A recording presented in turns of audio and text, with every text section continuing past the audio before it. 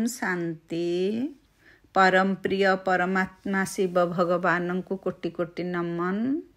मोर प्रिय भाई और भौणी माननकु अभिनंदन।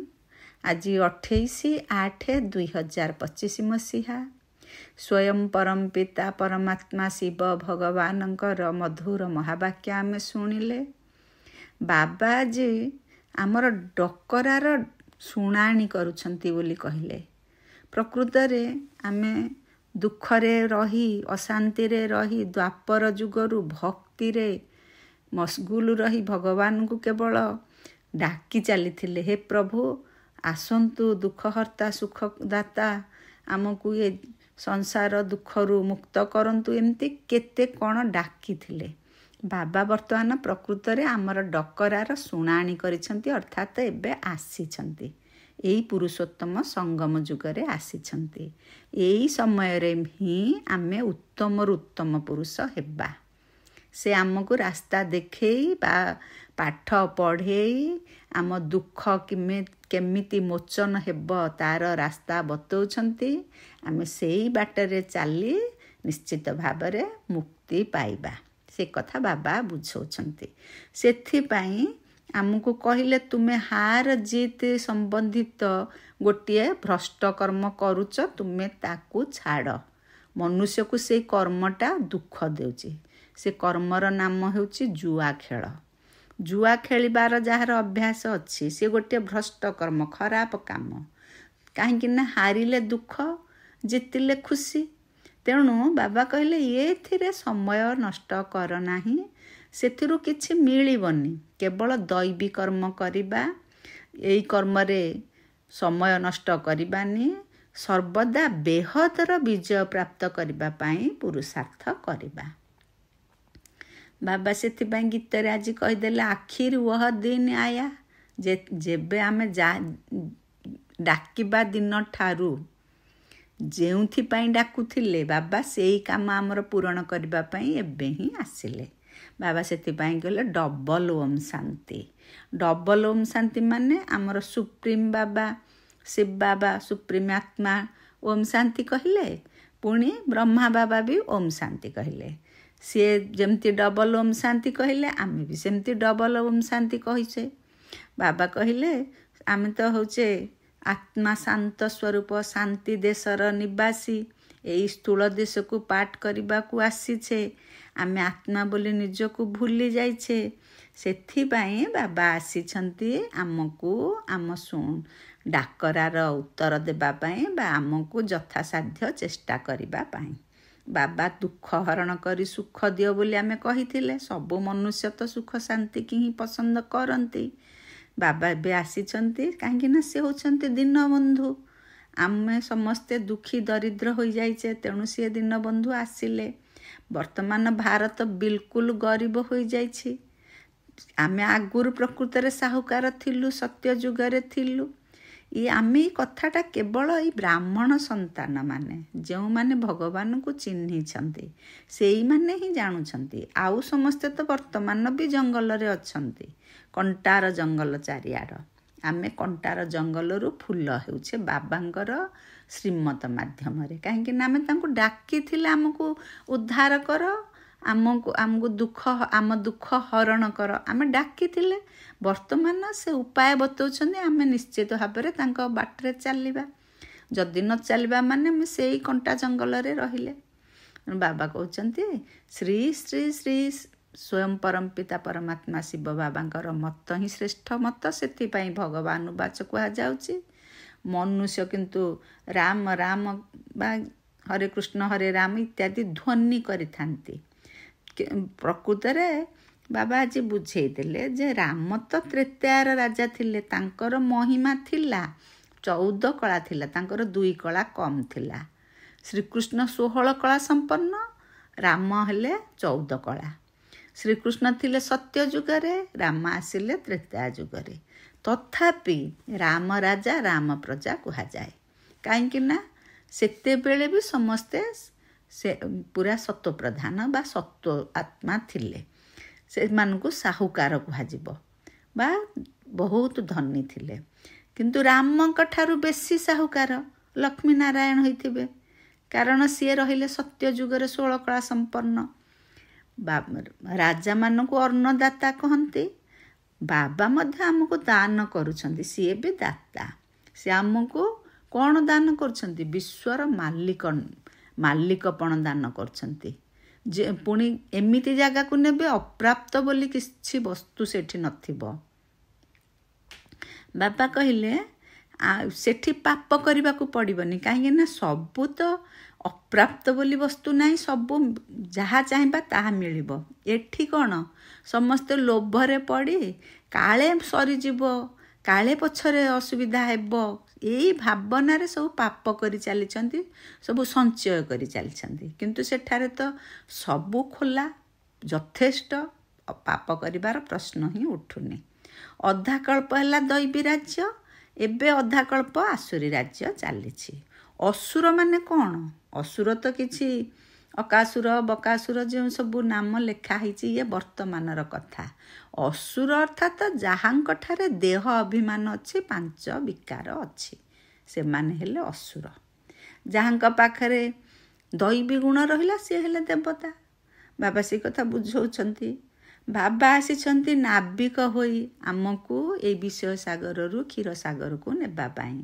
ବା ବାଗବାନ ହୋଇଛନ୍ତି, ମାନେ ଯଦି ଏଇ ସଂସାର ଗୋଟିଏ ବଗିଚା ହେଲା, ବଗିଚାର ମାଲିକ ସିଏ, ଆମକୁ କଣ୍ଟାରୁ ଫୁଲ କରିବାକୁ ଆସିଛନ୍ତି। ପ୍ରତ୍ୟକ୍ଷ ଭାବରେ ଆମେ ତାଙ୍କ ପାଖରେ ବସି ବର୍ତ୍ତମାନ ପାଠ ପଢ଼ୁଛୁ, ତଥାପି ଭୁଲି ଯାଉଛନ୍ତି। ଭଗବାନ ଯେଉଁ ଆଜ୍ଞା ଦେଉଛନ୍ତି ତାକୁ ମାନିବା ଦରକାର ନା। ସେ ତ ତାଙ୍କ ମତ ହେଉଛି ଶ୍ରେଷ୍ଠରୁ ଶ୍ରେଷ୍ଠ ମତ, ସେଥିରେ ଚାଲିଲେ ଆମେ ନିଶ୍ଚିତ ଭାବରେ ସ୍ୱର୍ଗରେ ପହଞ୍ଚିବା। ତାଙ୍କର ପ୍ରଥମ ମତ ହେଲା ଦେହି ଅଭିମାନୀ ହୁଅ। ଆମେ ନିଜକୁ ଆତ୍ମା ବୋଲି ଭାବିବା, କାରଣ ବାବା ଏଇ ଆତ୍ମାମାନଙ୍କୁ ପାଠ ପଢ଼ାଉଛନ୍ତି, ଶରୀରକୁ ନୁହେଁ। ଏଇ କଥାଟାକୁ ଆମେ ପକ୍କା କରି ମନେ ରଖିବା। ଯଦି ଆମେ ଏଇ କଥାକୁ ମନେ ରଖିବା, ନିଜକୁ ଆତ୍ମା ବୋଲି ଭାବି ପାଠ ପଢ଼ିବା, ତାହା ହେଲେ ବାବା ଆମର ବେଡ଼ା ପାର କରିଦେବେ। ଆମେ 84 ଜନ୍ମ ନେଉଛେ, ଯେଉଁ ସତ୍ୱପ୍ରଧାନ ଆତ୍ମା ଯିଏ, ସେ 84 ଥର ଜନ୍ମ ମରଣ ଚକ୍ରରେ ଆସୁଛି। ତମ ପ୍ରଧାନରୁ ସତ୍ୱପ୍ରଧାନ ବର୍ତ୍ତମାନ ଆମେ ହେବା, କିନ୍ତୁ ପୁଣି ସତ୍ୱପ୍ରଧାନରୁ ଆମେ ତମ ପ୍ରଧାନ ହୋଇ ଏଇ ପତିତ ଦୁଃଖୀ ଦୁନିଆକୁ ଆସିବା। କାରଣ ସୃଷ୍ଟି ଚକ୍ର ବୁଲୁଛି। ସ୍ୱର୍ଗକୁ କୁହାଯାଏ ସୁଖଧାମ। ଶିବ ବାବା ଭଗବାନ ଆମକୁ ପାଠ ପଢ଼ୁଛନ୍ତି ସେଇ ସୁଖଧାମକୁ ନେବା ପାଇଁ। ଦୈବୀ କର୍ମ ସେଥିପାଇଁ ବର୍ତ୍ତମାନଠୁ କରିବା ନିହାତି ଆବଶ୍ୟକ। କୌଣସି ଭ୍ରଷ୍ଟ କର୍ମ କରିବା ନାହିଁ। ଜୁଆ ଯେହେତୁ ଗୋଟିଏ ଭ୍ରଷ୍ଟ କର୍ମ, ସେ ଜମା ଜୁଆ ଖେଳିବା ନାହିଁ। ବାବା କହିଲେ ଯେ ମାୟାଠାରୁ ବେହଦର ହାର ଆମେ ଖାଇଛେ। ବର୍ତ୍ତମାନ ହାର ଜିତିର ଖେଳ ଚାଲିଛି। 5 ବିକାର ରୂପୀ ରାବଣ ଠାରୁ ହାରିବା ଅର୍ଥ ହାର, ତା ଉପରେ ବିଜୟ ପ୍ରାପ୍ତ କରିବା ଅର୍ଥ ଜିତ୍। ତେଣୁ ଆମେ ସମସ୍ତେ ବିଜୟୀ ଆତ୍ମା ହେବା, ବିଜୟ ପ୍ରାପ୍ତ କରିବା ଉପରେ ଧ୍ୟାନ ଦେବା। ବାବା କହିଲେ ଯେ ସିଏ ହେଉଛନ୍ତି ସର୍ବଶକ୍ତିମାନ। ଆମେ ଏଇ କଥା ଜାଣିଛେ, ବାବା ସର୍ବଶକ୍ତିମାନ। ତଥାପି ବାବା ପୁଣି ଆଜି କହିଦେଲେ ଯେ ସିଏ ଯେମିତି ସର୍ବଶକ୍ତିମାନ, ରାବଣ ମଧ୍ୟ ସେମିତି ସର୍ବଶକ୍ତିମାନ। ଅଧାକଳ୍ପ ରାବଣ ରାଜ୍ୟ, ଅଧାକଳ୍ପ ରାମ ରାଜ୍ୟ। ରାବଣ ଉପରେ ଆମେ ଏବେ ବିଜୟ ପ୍ରାପ୍ତ କଲେ ପୁଣି ରାମ ରାଜ୍ୟକୁ ଯିବା। ଏଇ କଥାଟାକୁ ଆମେ ଭଲ ଭାବରେ ମନରେ ଘୂରେଇବା। ପବିତ୍ର ଭାରତ ଶିବାଳୟ ଥିଲା, ଆମେ ବର୍ତ୍ତମାନ ସେଇ ଶିବାଳୟକୁ ଯିବା। ଏବେ ଏଇ ରାବଣ ରାଜ୍ୟ ବେଶ୍ୟାଳୟ। ଶିବାଳୟ ନିବାସୀଙ୍କୁ ସମସ୍ତେ ପୂଜା କରୁଛନ୍ତି। ତାମାନେ କ'ଣ? ଦେବୀ ଦେବତା ତ ଶିବାଳୟରେ ଥିଲେ ନା, ତାଙ୍କୁ ସମସ୍ତେ ପୂଜା କରୁଛନ୍ତି। ତେଣୁ ଏଠାରେ ଅନେକ ଧର୍ମର କେତେ ପ୍ରକାରର ଭିଡ଼ ଚାଲିଛି। ବାବା କହୁଛନ୍ତି ସେ ବର୍ତ୍ତମାନ ସମସ୍ତଙ୍କୁ ଖଲାସ କରିବେ, ମାନେ ଅନେକ ଧର୍ମ ଖଲାସ ହେବ, ସମସ୍ତଙ୍କର ବିନାଶ ହେବ। ଗୋଟିଏ ଧର୍ମ ସ୍ଥାପନା କେବଳ ହେବ ଆଦି ସନାତନ ଦେବୀ ଦେବତା ଧର୍ମ। କାହିଁକି ନା ଧର୍ମ ସ୍ଥାପକ ମାନେ ତାଙ୍କର ଧର୍ମର ପ୍ରଚାର ପ୍ରସାର କଲେ, କିନ୍ତୁ ସେମାନେ ଅନ୍ୟ କୌଣସି ଧର୍ମର ବିନାଶ ବି କରିପାରିନାହାନ୍ତି କି ନିଜ ଧର୍ମର ବି ବିନାଶ କରିନାହାନ୍ତି। ବାବା ଆସିଛନ୍ତି ବିଭିନ୍ନ ପ୍ରକାର ଧର୍ମକୁ ବିନାଶ କରି ଗୋଟିଏ ଧର୍ମ ପ୍ରତିଷ୍ଠା କରିବେ, ଆଦି ସନାତନ ଦେବୀ ଦେବତା ଧର୍ମ। ସେଇ ଯେତେ ଧର୍ମ ସ୍ଥାପକ ସେମାନେ ସଦ୍ଗୁରୁଦାତା ନୁହନ୍ତି। ସଦ୍ଗତି ଜ୍ଞାନ ଦ୍ୱାରା ହିଁ ମିଳିଥାଏ। ଜ୍ଞାନ କ'ଣ? ବାବା ହେଲେ ଜ୍ଞାନର ସାଗର। ସିଏ ହିଁ ଯେଉଁ ଜ୍ଞାନ ଦେବେ ସିଏ ହେଉଛି ସତ୍ୟ ଜ୍ଞାନ, ତା ଦ୍ୱାରା ହିଁ ସଦ୍ଗତି ମିଳିବ। ତେଣୁ ଆମେ ଏଇ କଥାଟାକୁ ସବୁବେଳେ ମନରେ ରଖିବା। ଯେମିତି ଗର୍ଭ ଜେଲରେ ଥିଲାବେଳେ ଆତ୍ମା କହେ ମୁଁ ଆଉ ପାପ କରିବି ନାହିଁ, କିନ୍ତୁ ବାହାରକୁ ବାହାରିଲା ପରେ ପୁଣି ସେଇ ପାପରେ ମସ୍ତ ହେଇଯାଏ। ଟିକେ ବଡ଼ ହେଇଗଲା ପରେ କାମ କଟୁରୀ ଚାଳନା କରେ, କିନ୍ତୁ ସତ୍ୟ ଯୁଗରେ ତ ଗର୍ଭମହଲ ଥାଏ, ସେଠି କୌଣସି ପ୍ରକାର ପାପ ନାହିଁ କି ବାହାରକୁ ଆସିଲେ ବି ଆତ୍ମା ପାପ କରେ ନାହିଁ। ବର୍ତ୍ତମାନ ଆମର ଚେଞ୍ଜ ହେବାର ସମୟ, ଆମ ଆତ୍ମା ପରିବର୍ତ୍ତନ ହେବ। ପୁରୁଷୋତ୍ତମ ସଙ୍ଗମ ଯୁଗ ବର୍ତ୍ତମାନ ହେଇଛି। ବାବା ଆମକୁ ପାଠ ପଢ଼େଇକି ଉତ୍ତମ ପୁରୁଷ କରିବାକୁ ପଢ଼ଉଛନ୍ତି। ତେଣୁ ଆମେ ବର୍ତ୍ତମାନ ବାବାଙ୍କ ଶ୍ରୀମତରେ ଚାଲିବା। ଇଏ ହେଉଛି କଳିଯୁଗର ଅନ୍ତିମ ସମୟ। ଯେମିତି 60 ବର୍ଷର ପରକୁ ବାନପ୍ରସ୍ଥ କରନ୍ତି, କହନ୍ତି ନା 60 ହେଲା ତ ଲାଗିଲା ଲାଠି, ମାନେ ବାଡ଼ି ଧରିକି ଚାଲିଲେ। 80 ବର୍ଷର ବୁଢ଼ା କିନ୍ତୁ ଏବେ ଏଇ କଳିଯୁଗରେ ବିକାରକୁ ଛାଡ଼ୁନାହାନ୍ତି। ତେଣୁ ବାନପ୍ରସ୍ଥ ଅବସ୍ଥା ଆସିଛି ବୋଲି ମଧ୍ୟ ସାଧାରଣ ଲୋକମାନେ ମାନୁନାହାନ୍ତି। ଆତ୍ମା ହିଁ ପବିତ୍ର ହୋଇ ଦୁନିଆରୁ ପାରି ହେବ। ଆତ୍ମା ବର୍ତ୍ତମାନ ନିଜର ଡେଣା କଟିଯାଇଛି, ଆତ୍ମାର ଡେଣା କଟିଯାଇଛି, ସେ ଉଡ଼ି ପାରୁନି। ସେ ଡେଣା କିଏ କାଟିଲା? ରାବଣ କାଟି ଦେଇଛି। ତେଣୁ ସେ ପତିତ ହୋଇଯାଇଛି, ଆଉ ଫେରି ପାରୁନି। ବାବା ସୁପ୍ରିମ ବାବା ଆସିଛନ୍ତି, ସେ ହିଁ ତାର ଡେଣା ଲଗେଇବେ। ପାବନ ହେଲେ ଆତ୍ମା ପୁଣି ବାବାଙ୍କ ସହିତ ଯିବ। କହନ୍ତି ନା ଶିବଙ୍କର ବରଯାତ୍ରୀ, ଶଙ୍କରଙ୍କର ବରଯାତ୍ରୀ ବୋଲି କେହି କୁହନ୍ତିନି। ସ୍ୱୟଂ ପରମପିତା ପରମାତ୍ମା ଆସିଛନ୍ତି, ସବୁ ପିଲାମାନଙ୍କୁ ଶାନ୍ତିଧାମକୁ ନେବେ। କେତେ ତାଙ୍କ ସହିତ ସଜନୀ ହୋଇଯିବେ, ଅନ୍ୟ ସମସ୍ତେ ବରଯାତ୍ରୀ ହୋଇ ତାଙ୍କ ପଛରେ ଯିବେ। ସେ ତ ଆଉ ଶରୀର ସହିତ ନେବେ ନାହିଁ, ସେ ଆତ୍ମାକୁ ନେବେ। ଏ ଆତ୍ମା ପବିତ୍ର ହେଲେ ହିଁ ଯାଇକି ଯିବ। ଆଗରୁ ତ ଶାନ୍ତିଧାମରେ ଆତ୍ମା ପବିତ୍ର ଥିଲା, ତେଣୁ ଶାନ୍ତି ସମୃଦ୍ଧି ସବୁ ଥିଲା। କିନ୍ତୁ ଏବେ ଆତ୍ମା ଅପବିତ୍ର ହୋଇଯିବାରୁ ସବୁ ତାର ସୁଖ ଶାନ୍ତି ଆନନ୍ଦ ପ୍ରେମ ସବୁ ସରିଯାଇଛି। ବାବା କହୁଛନ୍ତି ଦେବୀ ଦେବତା ଧର୍ମ ଆମର ଧର୍ମ, ତାକୁ କଳ୍ପବୃକ୍ଷ କୁହାଯାଏ। ବର୍ତ୍ତମାନ ବରଗଛ, କଳ୍ପବୃକ୍ଷ ମାନେ ବରଗଛକୁ ତାକୁ ତୁଳନା କରାଯାଇଛି। ସେ ତାର ମୂଳ କାଣ୍ଡ ନାହିଁ, ବାକି ସାରା ବୃକ୍ଷ ଛିଡ଼ା ହୋଇଛି। ଯେମିତି ଓହଳରେ ବୃକ୍ଷ ଛିଡ଼ା ହୁଏ, ବରବୃକ୍ଷ ତାର ଗଣ୍ଡି ସଢ଼ି ଯାଇଥାଏ, ସେହିପରି ଦେବୀ ଦେବତା ଧର୍ମର ମୂଳଦୁଆ ଏବେ ନାହିଁ, ବାକି ସାରା ବୃକ୍ଷ ଛିଡ଼ା ହୋଇଛି। ବିଭିନ୍ନ ପ୍ରକାର ଧର୍ମ ଯିଏ ଯାହାର ବିସ୍ତାରିତ ହୋଇ ରହିଛନ୍ତି, କିନ୍ତୁ ଆଦି ସନାତନ ଦେବୀ ଦେବତା ଧର୍ମ ନିଶ୍ଚୟ ଥିଲା, ଲୋପ ହୋଇଯାଇଛି, ପୁଣି ତାର ପୁନରାବୃତ୍ତି ହେବ। ବାବା ଆସିଛନ୍ତି ସେ ଧର୍ମ ସ୍ଥାପନ କରିବା ପାଇଁ। ଯଦି ଧର୍ମର ବିନାଶ ନହେବ, ଗୋଟିଏ ଧର୍ମ ସ୍ଥାପନା ନହେବ, ତାହେଲେ ସୃଷ୍ଟିଚକ୍ର କିପରି ଘୂରିବ? ସବୁ ଧର୍ମ ପ୍ରତିଷ୍ଠିତ ହୋଇ ରହିଛନ୍ତି ବୋଲି ତ ରାବଣ ରାଜ୍ୟ ହେଇଛି। ବିଭିନ୍ନତା ଭିତରେ ସମସ୍ତଙ୍କର ମତ ଅଲଗା ଅଲଗା ହେବାରୁ, କଳି ଝଗଡ଼ା ଇତ୍ୟାଦି ହେବାରୁ ଇଏ ହେଲା ରାବଣ ରାଜ୍ୟ। ଏକ ଧର୍ମ ପ୍ରତିଷ୍ଠା ହେଲା ମାନେ ସେ ହେଲା ଦୈବୀ ଦୁନିଆ। ତାମାନେ ଏ ସୃଷ୍ଟିଚକ୍ର କିପରି ଘୂରିବ? ବର୍ତ୍ତମାନ ଯେଉଁ କଳି ଦୁନିଆ ଆସିଛି ବା କଳିଯୁଗ ହେଇଛି, ପୁଣି ସେ ସତ୍ୟ ଯୁଗ ହେଲେ ତ ଚକ୍ର ଘୂରିବ ନା।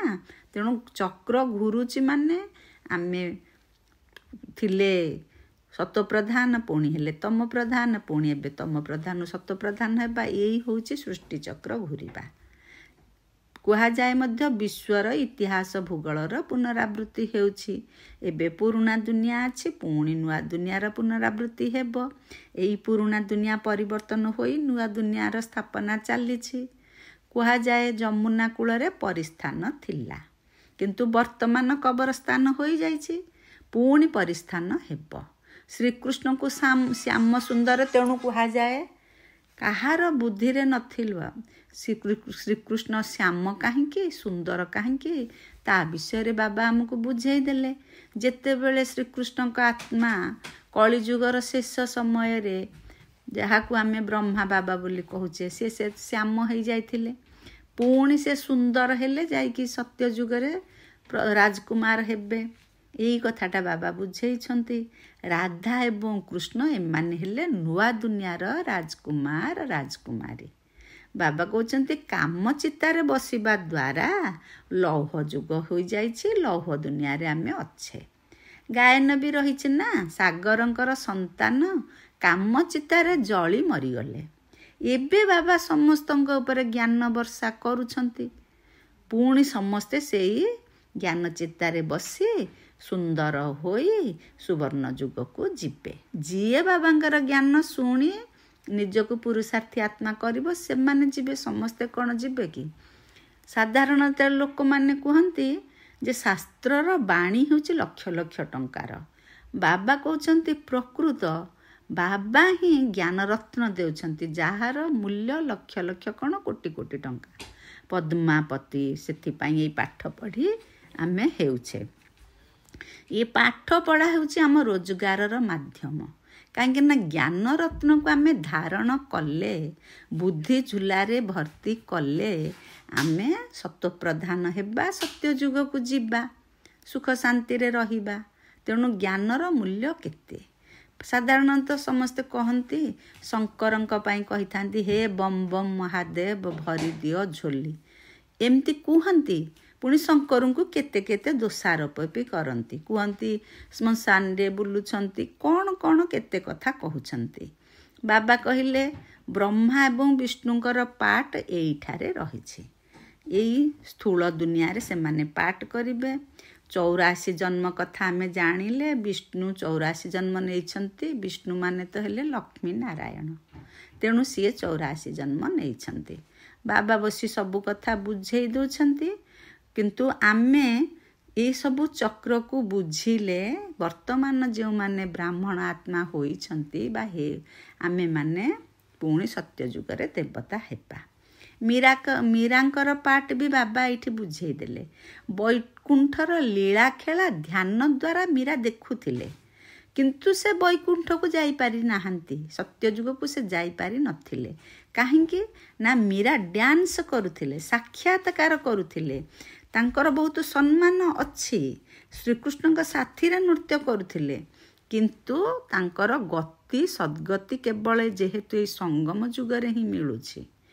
ଏଇ ଯୁଗରେ ହିଁ ବାବା ଆସି ପୁରୁଷୋତ୍ତମ ସଙ୍ଗମ ତିଆରି କରୁଛନ୍ତି, ପୁରୁଷୋତ୍ତମ ଆତ୍ମା। ତେଣୁ ମୀରା ଦ୍ୱାପର ଯୁଗର କଥା ସେଠି ନାହିଁ। କଳି ଯୁଗରେ ଯେଉଁମାନେ ବାବାଙ୍କ ସହିତ ଡ୍ୟାନ୍ସ କରିନାହାନ୍ତି, ଶିବ ବାବାଙ୍କ ଜ୍ଞାନ ଡ୍ୟାନ୍ସ ନ କରିଛନ୍ତି, ସେମାନେ ସତ୍ୟ ଯୁଗକୁ ଯାଇପାରିବେ ନାହିଁ। ବାବା କହିଲେ ବିରାଟ ରୂପର ବି ନଲେଜ ଆମେ ଜାଣିଛେ। ଅକାସୁର ବକାସୁର ସବୁ ଏଇ ସଙ୍ଗମ ଯୁଗର ନାମ। ଭସ୍ମାସୁରର ନାମ ମଧ୍ୟ ରହିଛି। କାମଚିତାରେ ବସି ଆତ୍ମା ତାଙ୍କର ସବୁ ଗୁଣ ବା ଦୈବୀ ଗୁଣକୁ ଭସ୍ମ କରିଛନ୍ତି, ବିକର୍ମ କରିଛନ୍ତି। ତେଣୁ ତାଙ୍କୁ ଭସ୍ମାସୁର ବାବା କହିଲେ।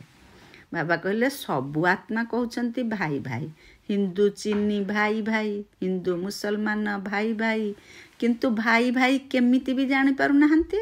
ପୁଣି ଭାଇ ଭାଇ କହୁଛନ୍ତି, ପୁଣି ଲଢ଼େଇ କରୁଛନ୍ତି।